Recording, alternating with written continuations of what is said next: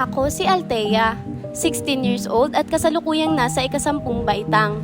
Habang ang hangin ay sumasabay sa akin sa pagduyan, ay para akong ibinabalik nito sa aking pagkabata.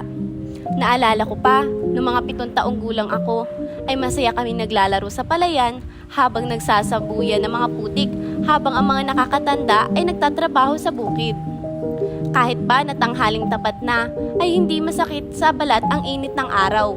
Bagkus ay para akong niyayakap at hinahayaan na maging masaya kahit na nasa ilalim ng init ng araw. Ngunit ngayon, Mayo na po bukas. Once kailan inaasahan mga Pag-asa ang pinakamataas na heat index o ang init na nararamdaman ng katawan. Index forecast. nakakalungkot hindi ba? Patuloy na natutuyo ang ating lupa. Ang daming mga basura na kumakalat at ang bawat individual ay patuloy na nagiging irresponsable. Ano na ba ang nangyayari sa atin? Bakit natin pinapabayaan ang ating inang kalikasan? Kaya tara, samahan mo kami. Simulan natin ang pagbabago sa maliliit na bagay.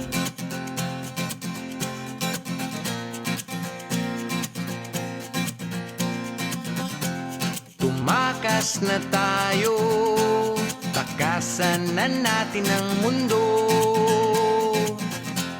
Magtago papalayo sa mas tahimik at payapang mundo. Umubulong ang hanging amihan at huni ng ibon. Dumudulog at tinatawag na tayo ng bundok.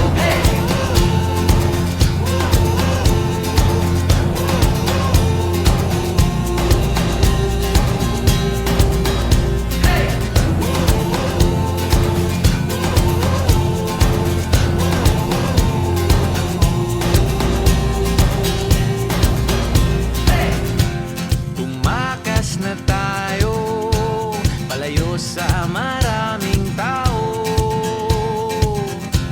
Tumiwalay at magtago sa maingay at malabong mundo. Bumubulong ang hanging habagat at hampas ng alon. Dumudulog at niyayakag na tayo ng karagatan.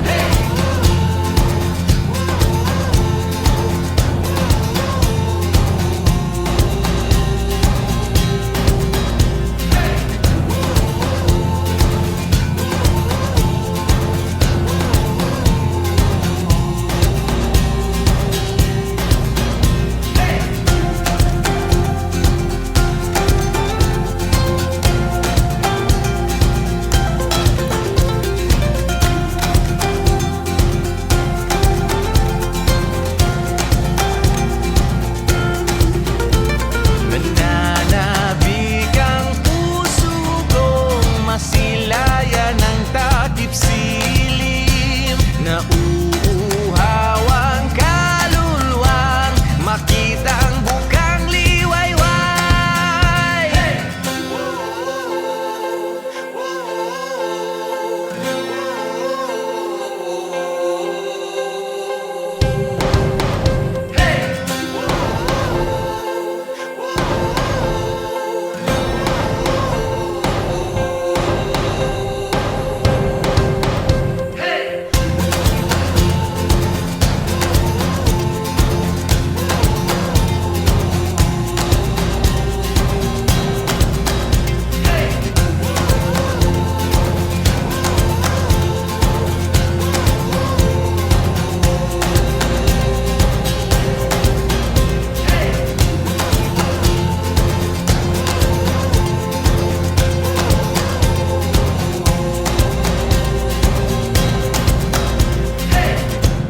Tumakas na tayo, takasan na natin ang mundo.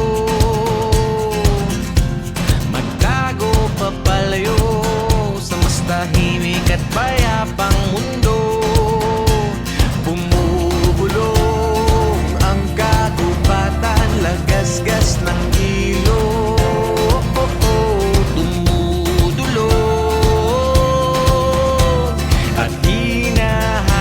na tayo ng kalikasan.